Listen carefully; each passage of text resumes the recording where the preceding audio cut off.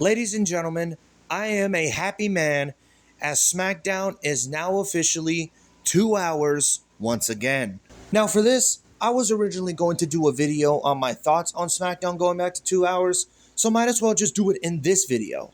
So when I saw this news, I was a happy man. And I bet WWE knew that Smackdown being 3 hours was awful. We had to be watching 3-hour Smackdowns for 6 long months. And I told you that when we got 3-hour Smackdowns, we were going to be getting a lot of filler. And what happened? WWE proved me right. So what are my thoughts on Smackdown going back to 2 hours? I love it. This is the best decision that they have ever made. Smackdown should have never been 3 hours at all. And I pray that Smackdown does not go back to 3 hours. And I'm sure everyone else is going to have that same thought. Anyways, now I want to talk about what happened on the show. So the show starts off with the 2025 King of the Ring winner, Cody Rhodes. He says that we are headed to the main event of SummerSlam. But as he was going to continue talking, Randy Orton comes out. Now, if you guys can go back to Night of Champions, as Cody Rhodes was celebrating and becoming King of the Ring, Randy Orton had a disgusted look on his face.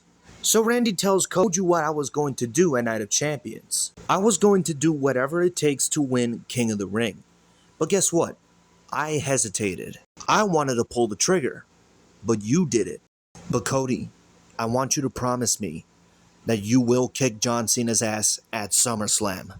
But then straight out of nowhere, Drew McIntyre is back. So Drew has a mic and he says, "Thank goodness the Alpha is back." And Randy, Cody is a smooth talker. He goes on and tells everyone how he respects you and all that. But Randy, he tried to break the back that you worked so hard to fix. And Randy, I had to save some legends that you kicked.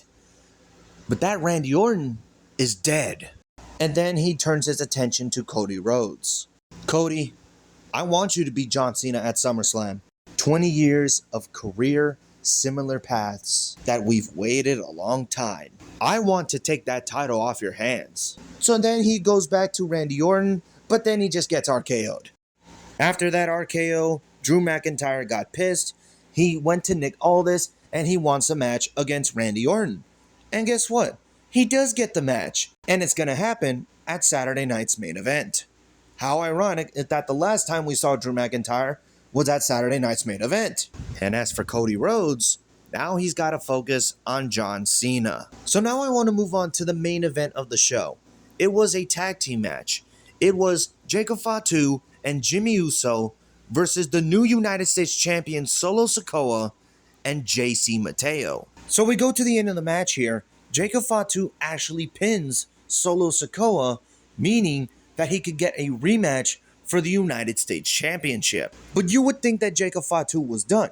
No, he wanted to put Solo Sikoa through the announce table. So Jacob Fatu sets Solo Sikoa up on the announce table, goes to the top rope, but then we see Tala Tonga, aka Hikuleo, chokeslam Jacob Fatu off the top. Jimmy Uso tries to get involved in this, but it was too much. Tonga Loa comes in and takes out Jimmy Uso.